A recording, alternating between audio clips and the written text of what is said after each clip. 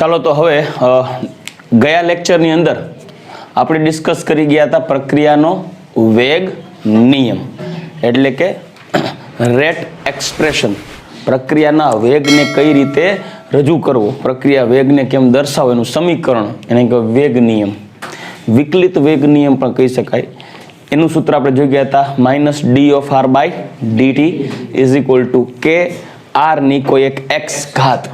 જે આપણે કીધું x છે એ પ્રક્રિયાનો ક્રમ છે. પ્રક્રિયાના ક્રમને અનુસંધાને આપણે કોઈ એક એક્ઝામ્પલ એટલે કે કોઈ ઉદાહરણ લઈ અને એ પ્રક્રિયાના વેગ ઉપર શું અસર કરે છે એ જોઈએ. એની પહેલા આપણે થોડું ડિટેલમાં ડિસ્કસ કરીએ પ્રક્રિયાનો ક્રમ શું છે. એ સાબિત કરીએ કે ભાઈ પ્રક્રિયાનો ક્રમ છે એ પ્રાયોગિક પરિણામ છે.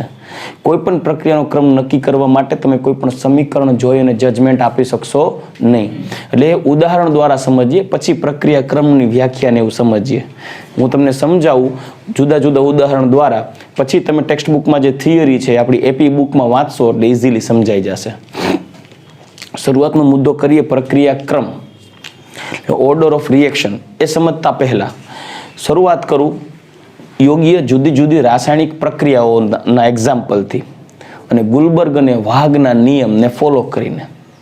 ગુલબર્ગ અને વાઘે એવું કીધું છે કે પ્રક્રિયાનો વેગ તે પ્રક્રિયામાં ભાગ લેતા પ્રક્રિયકોની સાંદ્રતાના યોગ્ય ઘાતાંકના સમપ્રમાણમાં છે. તો ગુલબર્ગ અને વાઘના નિયમ અનુસાર અને વાઘના નિયમ મુજબ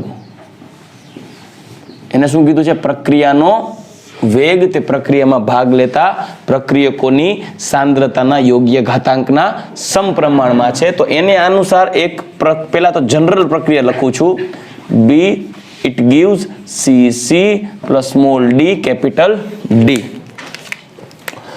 તો ગુલબર્ગ અને વાઘના મુજબ થિયોરિટિકલ એટલે કે સૈદ્ધાંતિક રીતે જો વેગ નિયમ સમજાવું, વેગ નિયમ, તો તેના માટે તેના મત અનુસાર રાસાયણિક પ્રક્રિયાનો વેગ બરાબર k a ની સાંદ્રતાની a ઘાત અને b ની સાંદ્રતાની b ઘાત. ગુલબર્ગ અને વાઘ તો એવું જ કહેતા હતા કે આ a અને આ a બે એક જ છે, આ b અને આ b બે એક જ છે. પણ પ્રાયોગિક રીતે પરંતુ હું તે આ સિદ્ધાંત શું છે, મર્યાદા ધરાવે છે. કારણ કે પ્રાયોગિક રીતે જ્યારે કોઈ પણ વેગનો નિયમ લખવામાં આવે ને તો એ આમ થાય, વેગ બરાબર કે a ની સાંદ્રતાની x ઘાત b ની સાંદ્રતાની y ઘાત. તો પ્રક્રિયા ક્રમ શું છે તો કે ભાઈ x એ a ની સાંદ્રતાના સંદર્ભે x ક્રમ, y b ની સાંદ્રતાના સંદર્ભે y ક્રમ, x પ્લસ y ને કહેવાય પ્રક્રિયાનો કુલ ક્રમ, રિએક્શન ઓર્ડર. તમને એમ થશે સર પણ પ્રક્રિયા ક્રમ એ મિનિંગ નથી સમજાતો, આને કહી દેવાય આ x છે એના સંદર્ભે પ્રક્રિયા ક્રમ છે એ સમજાઈ જાય. પણ એનો ઉપયોગ શું છે, એ પ્રક્રિયા ક્રમ શું સમજાવવા પ્રયત્ન કરે છે એ આપણે પહેલા પ્રક્રિયા ક્રમ તો ચોખવટ કરી લઈએ, પછી એની ઉપયોગિતાને આધારે સમજાય કે હા ભાઈ આ પ્રક્રિયા ક્રમનો મતલબ શું છે. બરાબર. આ x એ a ના સંદર્ભે પ્રક્રિયા ક્રમ, y એ b ના સંદર્ભે પ્રક્રિયાનો ક્રમ છે અને x અને y એ પ્રક્રિયાનો કુલ ક્રમ થાય. જ્યાં x અને y ના મૂલ્ય એ a અને b ના મૂલ્ય સાથે સંબંધ ધરાવે અને ન પણ એટલે સરખા હોય ને ન પણ હોય, એટલે એમ કહી શકાય ને કે ભાઈ x અને y એ અનુક્રમે a અને b સાથે કોઈ સંબંધ નથી. મતલબ કે a અને x, આ a એટલે કે આ a અને આ x સરખા હોય અથવા ન પણ હોય, એટલે આ સાચુંય પડે ખોટુંય પડે, પણ આ તો હંમેશા સાચું જ પડે. એટલે સૈદ્ધાંતિક વેગ નિયમ રજૂ કરવાનો થાય ને આપણે, સૈદ્ધાંતિક તમને કોઈ પ્રક્રિયા લખેલી આપે અને એમ કે ચાલો દીકરાનો વેગ નિયમ લખો સાંદ્રતાના સંદર્ભે એટલે કે એના ઘાતાંકના સંદર્ભે, તો ફરજિયાત અહીંયા ભલે 1 2 3 4 કાંઈ લખ્યું હોય, અહીંયા તમારે શું લખવું પડે, x અને y જ. તમે જો અહીંયા 1 2 ને અહીંયા 1 2 હોય તો સમજી લેવાનું કે એ જે મેં રજૂઆત કરી છે એ પ્રક્રિયા જોઈને તમે કરી હોય, તમે પ્રયોગ કર્યો નથી, તો એ સૈદ્ધાંતિક રજૂઆત થાય, સાચી પણ પડે ખોટી પણ પડે. એટલે તમે x અને y બતાવી શકો. બની શકે કે x અને y a અને b જેવું જ હોય અને ન પણ હોય, તો પ્રયોગ કરો પછી ખબર પડે. હવે મારે એ તો સાબિત કરવાનું કે સર તમે કહો છો આ પ્રાયોગિક કોઈ સૈદ્ધાંતિક ન હોય, તો તમે જુદી જુદી એવી એક્ઝામ્પલ્સ લઈને ઉદાહરણ સમજાવો કે એના ઉપરથી કહી શકે કે ભાઈ આપણે જોતા લાગે આવું, પણ પ્રયોગ કરતા ખબર પડે કે પ્રક્રિયા આવી થઈ. પછી એનું એક એક્ઝામ્પલ આપીને કઈ રીતે પ્રક્રિયા ક્રમ થાય સાબિત કરશું. પણ એના માટે વ્યાખ્યા આપીએ, પ્રક્રિયા ક્રમની વ્યાખ્યા. પ્રક્રિયા ક્રમ શું છે? તો કે જો રાસાયણિક પ્રક્રિયાના વેગ ઉપર અસર કરતા પ્રક્રિયકોની સાંદ્રતા, રાસાયણિક પ્રક્રિયાના વેગ ઉપર અસર કરતા પ્રક્રિયકોની સાંદ્રતામાં કોઈ એક પ્રક્રિયકની સાંદ્રતા ઉપર રહેલા યોગ્ય ઘાતાંકને તે પ્રક્રિયકના સંદર્ભે પ્રક્રિયા ક્રમ કહે છે. બીજા પ્રક્રિયકની સાંદ્રતા ઉપર રહેલા ઘાતાંકને તે પ્રક્રિયકની સાંદ્રતાને અનુસંધાને તેનો પ્રક્રિયા ક્રમ કહેવાય. અને બંને ઘાતાંકના સરવાળો કરવામાં આવે તો તેને શું કહેવાય? પ્રક્રિયાનો કુલ ક્રમ. તો પ્રક્રિયા ક્રમ ટૂંકમાં કહીએ તો પ્રક્રિયા વેગ પર અસર કરતા પ્રક્રિયકની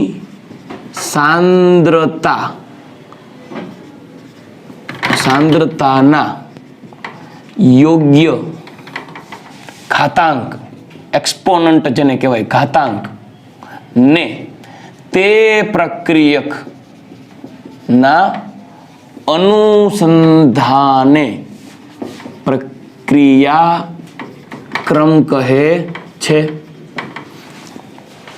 હંમેશા પ્રક્રિયા ક્રમ પ્રાયોગિક રીતે જ નક્કી કરવામાં આવે છે, ગુલબર્ગ અને વાગની જેમ સૈદ્ધાંતિક નહીં. પહેલા તો ગુલબર્ગ અને વાગને જ ફોલો કર્યું હોય, સૈદ્ધાંતિક જ રજૂઆત થઈ હોય, પ્રયોગ કર્યા પછી ખબર પડી હોય કે આ કોન્સેપ્ટ 100% સાચો નથી. એટલે કહી શકાય કે હંમેશા પ્રક્રિયા ક્રમ પ્રાયોગિક રીતે જ નક્કી કરી શકાય. સૈદ્ધાંતિક એટલે સમીકરણ જોઈને કરી શકાય નહીં, સૈદ્ધાંતિક રીતે નહીં.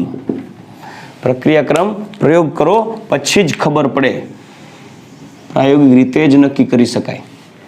એટલે જ્યારે કોઈ પણ પ્રક્રિયા આપવામાં આવે ને દીકરાઓ તમને, તો તમારે પ્રક્રિયાનો વેગ નિયમ લખવો હોય ને, પ્રક્રિયામાં ભલે ને તમને અહીંયા એવું લખી દે, સપોઝ આવું લખેલી દે કે 2a plus d it gives 3c plus 2d. હાલો આનો પ્રક્રિયાનો વેગ નિયમ લખો. તો આવું લખવાનું જ, વેગ બરાબર કે. માનો કે તમે આવું લખ્યું, અહીંયા 2 અને અહીંયા b ની 1 ઘાત, તો એનો મતલબ એમ કે તમે ગુલબર્ગ અને વાગને ફોલો કર્યો. જે છે એ લખ્યું એટલે સૈદ્ધાંતિક. આ સાચું પણ પડી શકે, ખોટું પણ પડી શકે. એને બદલે આમ લખી શકો x અને y, જ્યાં x અને y એ અનુક્રમે 2 અને 1 હોઈ પણ શકે અને ન પણ હોઈ શકે.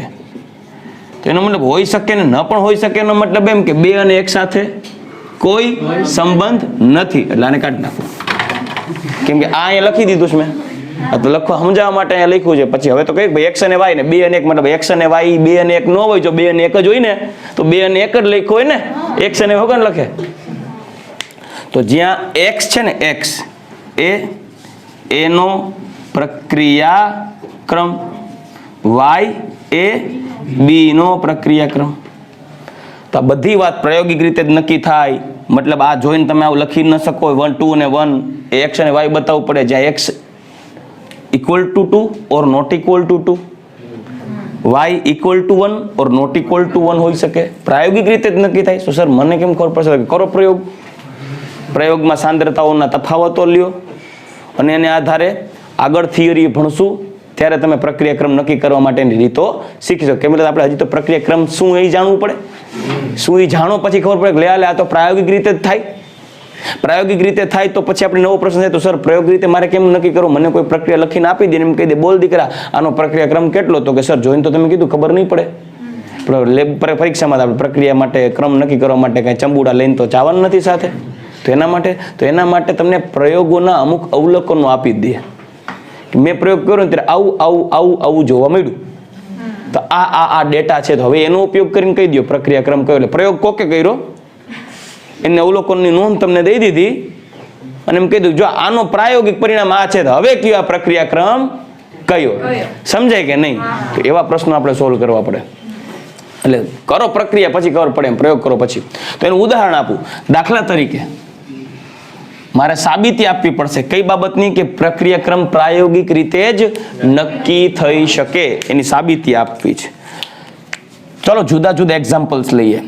દાખલા તરીકે હું એમ કહી દઉં કે મારી પાસે છે CHCl3 વત્તા Cl2, તો it gives CCl4 plus HCl. આ એક પ્રક્રિયા છે. તો સૈદ્ધાંતિક રીતે જો વેગ નિયમ લખું ને, સૈદ્ધાંતિક એટલે કેના મતાનુસાર? ગુલબર્ગ અને વાગ. તો આવું લખી શકાય, વેગ બરાબર k ઇન્ટુ CHCl3 ની સાંદ્રતાની 1 ઘાત Cl2 ની 1 ઘાત. પણ જ્યારે પ્રાયોગિક રીતે નક્કી કરીએ, પ્રાયોગિક રીતે, તો વેગ બરાબર k CHCl3 ની 1 ઘાત અને Cl2 ની 1/2 ઘાત છે. મતલબ સૈદ્ધાંતિક રીતે જે આપણે વિચાર્યું હતું, પ્રયોગ કરીએ તો એ જવાબ ન મળે. આ મેથડ સાચી છે. મતલબ આપેલ પ્રક્રિયા CHCl3 ના સંદર્ભે પ્રથમ ક્રમ કે નહીં, Cl2 ના સંદર્ભે 1/2 ક્રમ અને પ્રક્રિયાનો કુલ ક્રમ 1 + 1/2 એટલે કે 3/2 થશે. હું તમને એક એક્ઝામ્પલ આપું. ચાલો કે ધારો કે આપેલ પ્રક્રિયા માટે રેટ R1 બરાબર કે CHCl3 ની સાંદ્રતાની 1 ઘાત અને Cl2 ની સાંદ્રતાની 1/2 ઘાત છે ને. આને આ પ્રાયોગિક છે, આ સાચું છે, આ ખોટું છે, સમજાઈ ગયું કે નહીં? તો આને આધારે ખબર પડે કે પ્રયોગ કરો ને સૈદ્ધાંતિક રીતે તમે કેમ ખબર પડી કે આ ખોટું ના સાચું. એનું એક્ઝામ્પલ આપું. ધારો કે અત્યારે પ્રક્રિયા વેગ નિયમ અત્યારે આપણે સ્વીકાર લીધું આવું છે, કેમ કે આપણે થિયરીમાં આપેલું છે, પ્રયોગ કરીને કોકે કીધું. પણ આપણે આવું અત્યારે અનુમાન કરવું છે અને એવું કહીએ કે જો પ્રક્રિયાનો વેગ કેવો છે R1 એટલે કે રેટ 1. હવે જો CHCl3 અને Cl2 ની સાંદ્રતા બમણી કરવામાં આવે, સાંદ્રતા કેટલી કરવાની? બમણી કરવામાં આવે તો R2 અને R1 વચ્ચેનો સંબંધ જણાવો. એટલે કે નવો વેગ કેટલો થાય? R1 કરતા R2 બમણો થાય. શું થાય? તો જો તમે સૈદ્ધાંતિક કલ્પના કરી હોત ને કે ગુલબર્ગ અને વાગ સાચો છે, આ જોઈને આના સહગુણકો અહીંયા મૂકી દીધા, સમજાય છે? તો તમે શું કરો? સર આની સાંદ્રતા બમણી કરી, આની સાંદ્રતા બમણી કરી, તો 2 અને 2 થાય. એટલે આવું થાત જો વેગ બરાબર k CHCl3 ની સાંદ્રતા ગુણ્યા 2 કે નહીં, પછી એની 1 ઘાત, પછી Cl2 ની સાંદ્રતા ગુણ્યા 2 આની 1 ઘાત, 2 2 આગળ લઈ લ્યો, 2 દુ 4 લાવ થઈ જાય 4 k CHCl3 ની સાંદ્રતાની 1 ઘાત Cl2 ની સાંદ્રતાની 1 ઘાત. આવું આપણે વિચારીએ ને. પણ આના બરાબર તો સર વેગ 1 હતો, વિચારી છે હો, વેગ 1 હતો, તો વેગ 2 બરાબર શું થઈ જાય? 4 વેગ 1 થઈ જાય. તો સર કે બે ની સાંદ્રતા બમણી કરો તો વેગ કેટલો થવો જોઈએ? 4 ગણો થવો જોઈએ. પણ પ્રાયોગિક રીતે એ વેગ કેટલો થયો એ હું તમને કહું. પ્રાયોગિક રીતે વેગ આટલો થાય છે. વેગ 2 માટે તો કે જો વેગ R1 R બરાબર R2 બરાબર K CHCl3 ની સાંદ્રતાની 1 અને Cl2 ની સાંદ્રતાની 1/2 ઘાત છે ને, તો સાંદ્રતા કેટલી કરી? 2 ની બમણી. એટલે અહીંયા શું કર્યું? 2 ગુણ્યા, અહીંયા શું કર્યું? 2 ગુણ્યા. તો હવે આગળ શું આવશે? 2 અને આ √2 K CHCl3 ની સાંદ્રતાની 1 ઘાત Cl2 ની સાંદ્રતાની 1/2 ઘાત થઈ. આના બરાબર તો શું હતું? R1. તો માટે R2 is equal to 2 √2 R1. મતલબ કે જો તમે આ પ્રક્રિયા માટે બેયની સાંદ્રતા ડબલ કરો તો ગોલબર્ગ અને વાઘને પકડીને ચાલ્યા હોત તો આપણું એક્સપેક્ટેશન એવું થાત કે પ્રક્રિયાનો વેગ 4 ગણો થવો જોઈએ. પ્રયોગ કરીને ખબર પડી કે પ્રક્રિયાનો વેગ તો 2 √2 ગણો જ થયો R1 કરતા. સમજે કે નહીં? મતલબ આમાં લોચો છે. તો પ્રાયોગિક રીતે આ સાબિત થયું. પછી ઇન્ડિવિજ્યુઅલ ચેક કરવાનું. ઇન્ડિવિજ્યુઅલ એટલે એક એકને પકડો. આપણે મેં બેયની સાંદ્રતા ડબલ કરી કે નહીં? હવે જો હું એકની સાંદ્રતા બમણી કરું તો સમજે કે નહીં? જો માત્ર CHCl3 ની સાંદ્રતા બમણી કરીએ, હું આ એક એક્ઝામ્પલ ને આધારે તમને સમજાવી દઉં કે આનો ઉપયોગ કેમ ખબર પડે. કેમ ખબર પડી કે પ્રક્રિયા ક્રમ કયો? જો એકની સાંદ્રતા બમણી કરીએ તો વેગ 2 આવો થાય. R2 બરાબર K 2 × CHCl3 ની સાંદ્રતાની 1 ઘાત અને Cl2 ની 1/2 આપણે જાણી છે એટલે એટલે ડાયરેક્ટ સમીકરણ લખું છું. બાકી આપણે પ્રાયોગિક રીતે જ વેગ મળશે ને. તો આ થાય 2K CHCl3 ની સાંદ્રતા અને Cl2 ની સાંદ્રતાની 1/2 ઘાત થાય. આના બરાબર તો શું હતું? તો R2 બરાબર 2R1. મતલબ એના ઉપર સાબિત થાય કે પાકું ક્લોરોફોર્મના સંદર્ભે પ્રથમ ક્રમ છે. પ્રથમ ક્રમ કેમ? તો કે ક્લોરોફોર્મ પ્રથમ ક્રમ એટલે ડાયરેક્ટ સમપ્રમાણ થયું. સમજાય કે નહીં? R directly proportional two CHCl3 ની 1 ઘાત એટલે ડાયરેક્ટ સમપ્રમાણ. આ ડબલ તો વેગ ડબલ. આ 3 ગણો તો વેગ 3 ગણો. આ 4 ગણો તો વેગ 4 ગણો. તો જ્યારે એક્ઝેક્ટ પ્રપોર્શન હોય ને તો પ્રથમ ક્રમ કહેવાય. પણ જો દ્વિતીય ક્રમ હોત ને, માની લ્યો આનો સ્ક્વેર હોત, માનો કે ક્લોરોફોર્મના સંદર્ભમાં કયો ક્રમ છે? દ્વિતીય ક્રમ. તો અહીંયા 2 મૂકે ને તો કેવું થાય ખબર? આની સાંદ્રતા ડબલ કરો ને તો વેગ 4 ગણો થાય. આની સાંદ્રતા 3 ગણી કરો તો વેગ 9 ગણો થાય.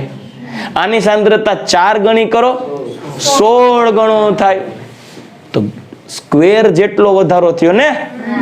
સપ્રમાણ છે, નો ડાઉટ, પણ કેવું સપ્રમાણ? સ્ક્વેરના સમપ્રમાણમાં છે. એટલે એવો દ્વિતીય ક્રમ થાય. એને માનો તૃતીય ક્રમ હોત તો અહીંયા શું કરી શકત? 3. તો ક્રમનો મતલબ સમજાય ને? માનો કે આની સાંદ્રતા ડબલ કરો તો 2 × 2 = 4 × 2 = 8 તો વેગ 8 ગણો થાય. આની સાંદ્રતા 3 ગણી કરો તો 3 તરી 9 તરી 27. તો ખાલી સાંદ્રતા બમણી કરીને તો વેગ 27 ગણો વધી ગયો. સમજાઈ ગયું? એ ક્રમને આધારે. એટલે એ ક્રમ એટલે પ્રાયોગિક રીતે નક્કી થાય. વેગ વધે પછી ક્રમ થાય. ક્રમ છે એટલે વેગ એટલો ન થાય. એટલે ખરેખર ક્રમ છે એટલે વેગ એટલો થયો, પણ આપણે ખબર કઈ પડી કે આનો ક્રમ 3 થયું. વેગ વધ્યો એટલે ખબર પડી કે આનો સંદર્ભે પ્રક્રિયા ક્રમ 3 છે. પ્રક્રિયા કરો ત્યારે ખબર પડે. એટલે આ એક પ્રક્રિયા ક્રમના સંદર્ભે મેં તમને સમજાવ્યું. બરાબર? પછી માનો કે જો માત્ર એટલે આના સંદર્ભે પ્રથમ ક્રમ થયો ક્લોરોફોર્મના સંદર્ભે. ક્લોરીનના સંદર્ભે કેટલામો ક્રમ? તો કે જો માત્ર ક્લોરીનની સાંદ્રતા બમણી કરવામાં આવે તો R2 કેટલો થાય? આવા તમને લોટ ઓફ પ્રશ્નો જોવા મળશે ફિનિક્સમાં બધે. કે CHCl3 ની સાંદ્રતાની 1 ઘાત Cl2 ની સાંદ્રતાની 1/2 ઘાત. તો R2 બરાબર K અને અહીંયા ગુણ્યા 2 કરવું પડશે ને. તો અહીંયા R2 આવે ને. તો અહીંયા શું લેવાનું? √2 આગળ લીધું. CHCl3 ની સાંદ્રતા અને Cl2 ની સાંદ્રતાની 1/2 ઘાત થયું. આના બરાબર શું થઈ જાય? વેગ R1. તો √2 R1 મતલબ કે જો સાંદ્રતા Cl2 ની ડબલ કરો ને તો વેગ √2 ગણો થાય. મતલબ સાંદ્રતાના સંદર્ભે ડાયરેક્ટ પ્રપોર્શન નથી. 1/2 જેટલા પ્રપોર્શનમાં છે, એટલે Cl2 ના વર્ગમૂળના સમપ્રમાણમાં છે. એટલે Cl2 ના સંદર્ભે એક દૂતિયાંશ ઘાત, તો બે ડબલ કરો તો 2√2 તો થઈ ગયું. એટલે આ રીતે પ્રક્રિયાક્રમ નક્કી થાય. તો આ ખબર પડી. એટલે આ તો પ્રાયોગિક છે, આવું ડાયરેક્ટ જોઈન ન થાય. જો ડાયરેક્ટ જોઈન કરો તો જે પ્રાયોગિક પરિણામો મળવા જોઈએ આને આધારે એ મળતા મતલબ આ મેથડ ખોટી. પણ ક્યારેક એવા એક્ઝામ્પલ મળે કે બે સાચા જ હોય. સૈદ્ધાંતિક જે હોય ને એ જ પ્રાયોગિક મળે, પણ એને કહેવાય કાગડાનું બેસવું ને દાળનું ભાંગવું. કે એને જે રીતે આપણે સૈદ્ધાંતિક વિચારીએ છીએ પણ પ્રયોગ એ જ રીતે થતો હોય. પણ એ બધું એવું થાય. જો બધું એવું ન થતું હોય ને તો એ મેથડ સાચી ન કહેવાય, એ મર્યાદા કહેવાય. બધી પ્રક્રિયામાં સૈદ્ધાંતિક અને પ્રાયોગિક વેગ નિયમ હરખા ના થાય. એનો મતલબ કે પ્રક્રિયાનો ક્રમ સૈદ્ધાંતિક રીતે નક્કી ન થાય, પ્રાયોગિક રીતે નક્કી થાય. આ સમજાઈ ગયું? તો હજી આપણે આના જેવા બીજા એક્ઝામ્પલ્સ લઈએ અને નક્કી કરીએ કે ખરેખર ભાઈ પ્રક્રિયાનો ક્રમ ગોતવો હોય તો પ્રયોગને આધારે જ નક્કી કરી શકાય. રેડી? ચાલો હજી અન્ય પ્રક્રિયાઓને આધારે આપણે સમજીએ કે ભાઈ કોઈ પણ પ્રક્રિયાનો પ્રક્રિયા ક્રમ એ પ્રાયોગિક રીતે જ નક્કી કરી શકાય. સૈદ્ધાંતિક રીતે જો પ્રક્રિયા ક્રમ નક્કી કરીએ તો ખોટો પડી શકે. ચાલો એક એક્ઝામ્પલ લઈએ. જુદા જુદા સમીકરણને આધારે આપણે સોલ્વ કરીએ. લાઈક એક પ્રક્રિયા લઈએ H2 gas plus I2 gas, it gives 2 moles of HI gas. આ પ્રક્રિયા પુરોગામી જ. આપણે હંમેશા કોઈ પણ પ્રક્રિયા વિચારતા હોય તો પુરોગામી જ વિચારીએ ને, બરાબર? આ પ્રક્રિયાના વેગમાં પ્રક્રિયા કોણ થયા? તો પ્રક્રિયાનો ગુલબર્ગ અને વાગના મતાનુસાર, ગુલબર્ગ અને વાગ લખવું એટલે સૈદ્ધાંતિક જ થાય કે નહીં? વેગ બરાબર કે H2 ની સાંદ્રતાની 1 અને I2 ની સાંદ્રતાની 1 આવું થાય કે નહીં? જ્યારે તમારે થિયરીમાં એક્સપ્રેસ કે કરવાનું થાય, કદાચ બોર્ડમાં પૂછાય તો ગુલબર્ગ વાગ લખવાની જરૂર નથી, ડાયરેક્ટ થિયોરિટિકલ. પણ એક્ઝામ્પલ યાદ રાખવો પડે, કેમ કે તમે પ્રેક્ટિકલી વસ્તુ જે છે અને તમારે કોઈને કેવું હોય તો તમારે એવા એક્ઝામ્પલ બતાવવા પડે ને કે જો ભાઈ પ્રાયોગિક રીતે આવું છે, હો ભાઈ હકીકતમાં આવું લાગે છે. એટલે તમારી એક્ઝામ્પલ યાદ એટલે રાખવો પડે ને તમને કોઈ પ્રશ્ન પૂછે કે ભાઈ આનો પ્રક્રિયા ક્રમ કયો છે ખાલી સમીકરણ ઉપરથી, તો તમને એવા જ પૂછાય ને કે જે તમારા ધ્યાનમાં આવ્યા હોય કે ચોપડીમાં હોય.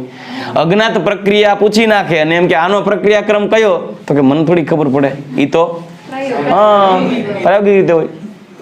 અને તોય તમને ઓપ્શન આપ્યા હોય તો ફરજિયાત તમારે કેને ફોલો કરવા પડે?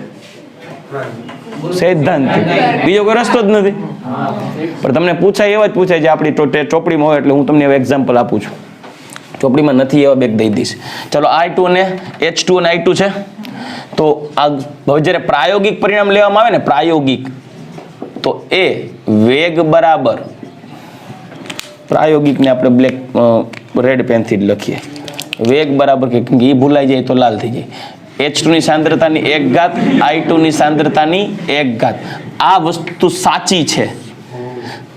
તો જેને ગુલબર્ગ અને વાગનો સિદ્ધાંત સમજાવવાનો હોય ખાલી એક જ ઉદાહરણ દ્વારા, અને એના હાથમાં આ ઉદાહરણ આવી જાય એટલે ગુલબર્ગ અને વાગ જીતી જાય. કે વાહ બરાબર, વાહ ગુલબર્ગ વાહ, સમજાઈ ગયું? પણ આ તો કાગડાનું બેસવું અને દાળનું ભાંગવું છે. એને સૈદ્ધાંતિક રીતે કીધું અને જે પ્રાયોગિક રીતે સાચું ઠર્યું. હવે આ જે છે એટલે આ પ્રક્રિયા માટે હાઇડ્રોજનના અનુસંધાને પ્રક્રિયા ક્રમ કયો થયો? 1. આયોડિનના સંદર્ભે પ્રક્રિયા ક્રમ કયો થયો? 1. અને કુલ પ્રક્રિયા ક્રમ કયો થયો? 2. ચાલો નેક્સ્ટ એક્ઝામ્પલ લો. તો આપણે આ જોઈને આપણને એવું થાય કે વાહ ભાઈ વાહ, તો હમણાં થઈ જશે. H2 gas plus Br2 gas, it gives 2 moles of HBr gas. તો કે હવે તો આની જેવું થઈ શકે? આ જોઈએ એટલે આપણે બીજું એવું જ લાગે કેમ કે બે સરખા જ છે. તો હવે આનો ગુલબર્ગ અને વાગના મતાનુસાર સૈદ્ધાંતિક પ્રક્રિયા વેગ નિયમ એ આવું થાય. વેગ બરાબર કે H2 ની સાંદ્રતાની 1 અને Br2 ની સાંદ્રતાની 1, જે ખરેખર ખોટું છે. કેમ કે પ્રાયોગિક રીતે જે વેગ નિયમ આવે છે ને એ આવું છે કે H2 ની સાંદ્રતાની 1 અને Br2 ની સાંદ્રતાની 1/2 છે.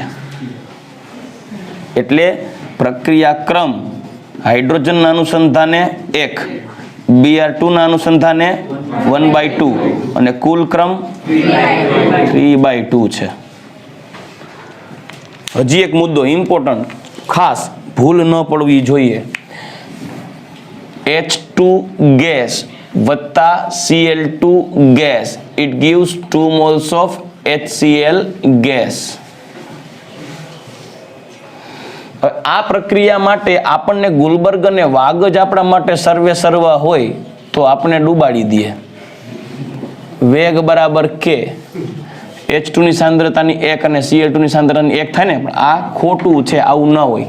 દરેક તબક્કે હું ખોટું એટલે કે તો તમે કોઈ MCQ ભૂલ ન કરતા, એટલે હું આવું કરી નાખીને ખોટું પડે એવું ચોખવટ કરું, બાકી ખોટું છે તો લખવાની જરૂર નથી. મેં ખોટું નથી બતાવ્યું કેમ કે બી સાચું થઈ ગયું.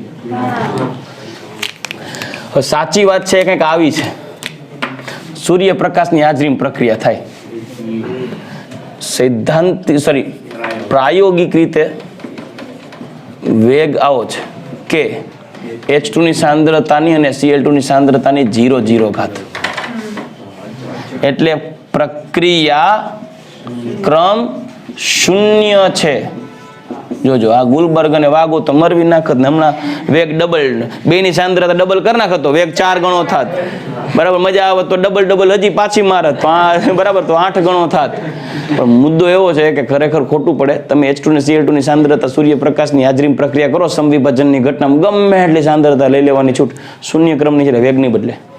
હંમેશા યાદ રાખજો, કોઈ પણ જગ્યાએ જ્યારે H ન્યુ જોઈ જાવ ને સૂર્યપ્રકાશની હાજરીમાં પ્રક્રિયા શૂન્ય ક્રમની જોઈ, MCQ પૂછાણું તો 2 વાર આપણી એક્ઝામમાં સ્કૂલમાં મેં પૂછ્યો હતો અને એ જ સમયે પરીક્ષામાં પૂછવાનો હતો. છોકરા 2 ક્રમ કરી આવ્યા. કોકે શૂન્ય ક્રમ કર્યો હોય બધાવાનું હોય તો કોકે 2 ક્રમ કર્યો એટલે ચોખવટ કરું. પ્રકાશની હાજરીમાં થતી પ્રક્રિયા કયા ક્રમની હોય? શૂન્ય ક્રમની હોય. હજી એક એક્ઝામ્પલ આપું, ચાલો. એસ્ટરનું જળ વિભાજન, એસ્ટરનું જળ વિભાજન એટલે કે C2H5 અથવા તો CH3COO2H5 ethyl acetate plus H2O, it gives CH3COOH plus C2H5OH. થાય કે નહીં? તો ગુલબર્ગ અને વાગ પ્રમાણે સૈદ્ધાંતિક વેગ નિયમ કે એસ્ટરની સાંદ્રતાની 1 ઘાત H2O ની સાંદ્રતાની 1 ઘાત થાય ને, જે ખોટું છે. પ્રાયોગિક રીતે આવું છે, વેગ કે એસ્ટરની સાંદ્રતાની 1 જ ઘાત. તો કે સાહેબ H2O ની સાંદ્રતા બતાવવાની જરૂર નથી, તો એના માટે શૂન્ય ક્રમ છે, તેની સાંદ્રતા કોઈ ફેરફાર નથી થતું. છતાંય આપણે લખવા માટે લખીએ એટલે આપણને એમ ન થાય કે લખ્યું નહીં, આ 0. સમજાઈ ગયું? આ સાચું છે. એટલે એસ્ટર માટે પ્રથમ ક્રમ, H2O ના સંદર્ભે શૂન્ય ક્રમ, કુલ ક્રમ પ્રથમ ક્રમ. હવે ઓર્ગેનિકમાં યાદ કરાવું, રાસાયણિક પ્રક્રિયાનો વેગ SN2 માટે વેગ બરાબર કે ન્યુક્લિયોફાઇલની સાંદ્રતા અને સબસ્ટ્રેટની સાંદ્રતા. યાદ આવે છે? એટલે એને દ્વિતીય ક્રમ કહેવાય. બેના સંદર્ભે પ્રથમ ક્રમ, બેની સાંદ્રતા ઉપર આધાર રાખે.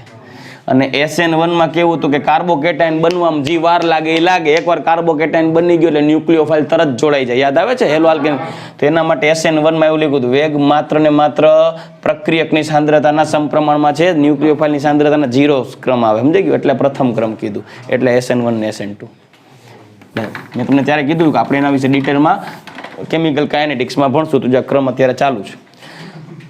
એટલે આ પ્રથમ ક્રમ. પછી હજી એક વસ્તુ યાદ રાખજો, સુક્રોઝનું ઇન્વર્ઝન એટલે સુક્રોઝ અથવા સુક્રોઝનું સુક્રોઝનું વ્યુત્ક્રમણ કહેવાય એને.